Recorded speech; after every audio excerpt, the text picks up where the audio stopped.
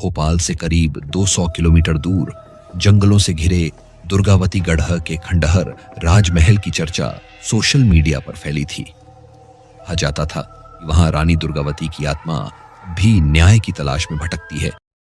आरव ने अपने documentary project के लिए वही चुना, द फॉरगॉटन पैलेस। हम डर को नहीं दिखाएंगे, हम डर के पीछे की सच्चाई दिखाएंगे।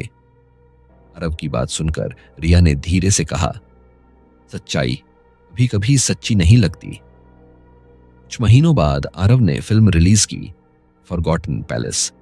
लोगों ने उसे काल्पनिक मानकर सराहा, पर क्रेडिट्स के बाद एक लास्ट क्लिप थी महल के उसी कमरे की जहां अंधेरे में भैरवनाथ की आवाज आई, जो बंधन मैंने तोड़ा वो फिर से बनने लगा है। स्क्रीन पर बस यही लिखा आया, based on true events recorded in Madhya Pradesh 2024। कहानी सिर्फ एक आत्मा की मुक्ति नहीं थी, इंसानी अपराध बोध, अन्याय और सच्चाई की खोज की दास्तान थी। आरव ने डर को फिल्माया नहीं, उसने डर को महसूस किया। रिया ने आत्मा को देखा नहीं, उसने उसकी पीड़ा सुनी। भैरवनाथ ने रानी को बांधा नहीं, उसे अधूरी प्रार्थना से मुक्त किया। हर राजमहल में एक इतिहास होता है और कुछ इतिहास जिंदा रहते हैं। चारों दोस्त एक एसयूवी में निकल पड़े। रास्ते में धूप धीरे धीरे धुंध में बदलने लगी। घड़ी में शाम के 5:40 थे जब उन्होंने पहली बार उस राजमहल को देखा। टूटी मीनारें, दीवारों पर काई और मुख्य द्वार पर उकेरी हुई आंखें जो मानो उन्हें देख रही थीं। महल का फाटक किसी ने खोला नहीं, फिर भी हल्की सी हवा चली और दरवाजा चर्र की आवाज के साथ अपने आप खुल गया। अंदर धूल और अंधकार का राज था। रिया ने फुसफुसाया, हाँ कोई अब भी रहता है। विक्रम ने हंसते हुए कहा, हाँ चमगादड़। लेकिन जैसे ही आरव ने कैमरा ऑन किया, उसकी स्क्रीन पर एक परछाई झलकी। दीवार के पीछे कोई था। रोहित ने मजाक उड़ाते हुए कहा, भी हॉरर एडिटर बन गया है। आरव, उस रात जब सबने बेसमेंट में तंबू लगाया, रिया के कैमरे ने एक अलग ही चीज रिकॉर्ड की। रात के 2:11 पर किसी ने रिया के कान के पास श्श कहा। उसके कैमरे में उस वक्त कोई नहीं था। अगले दिन सुबह गांव के बुजुर्गों ने उन्हें रोकने की कोशिश की। वो महल नहीं, वो रानी की कोठरी है। वहां जो सोता है वो लौटता नहीं। उसी समय एक आदमी आया, काले वस्त्र में, त्रिशूल और राख लगाए। वो था भैरवनाथ तांत्रिक। चारों मौत के दरवाजे पर खेल रहे हो। इस रानी की आत्मा अब भी यहां बंधी है, उसे मुक्ति चाहिए। वो किसी का खून मांगती है। या ने पूछा, आपने उसे देखा है? भैरवनाथ बोला, देखा नहीं, झेला है। मैंने ही उसे बांधा था 1 साल पहले।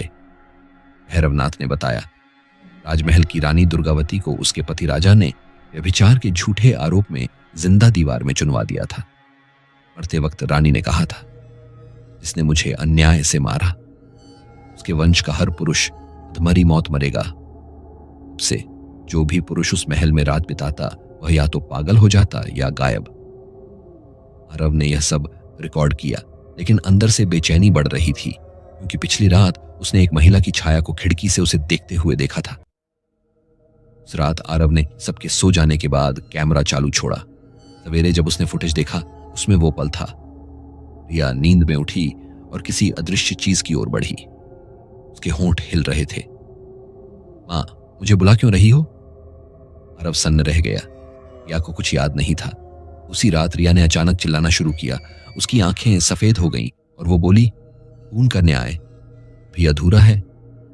भैरवनाथ ने तुरंत अपने मंत्र शुरू किए और कहा, रानी की आत्मा इस लड़की में समा गई है। वो किसी से अपना बदला पूरा करवाना चाहती है। सुबह विक्रम गायब था, केवल उसका बैग और मोबाइल पड़ा था। विक्रम का मोबाइल ऑन करते ही आरव को एक पुराना वॉइस मैसेज मिला। आरव, वो राजमहल मैंने खरीदा था, वही शूटिंग के लिए चुना है। और एक बात है, मेरे दादाजी उसी महल के राजा के वंशज थे।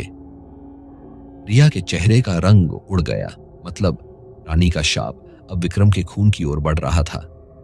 भैरवनाथ ने कहा, अगर हम आज रात को रानी की आत्मा को मुक्त नहीं करते तो यह राजमहल हर साल एक आत्मा निगलता रहेगा।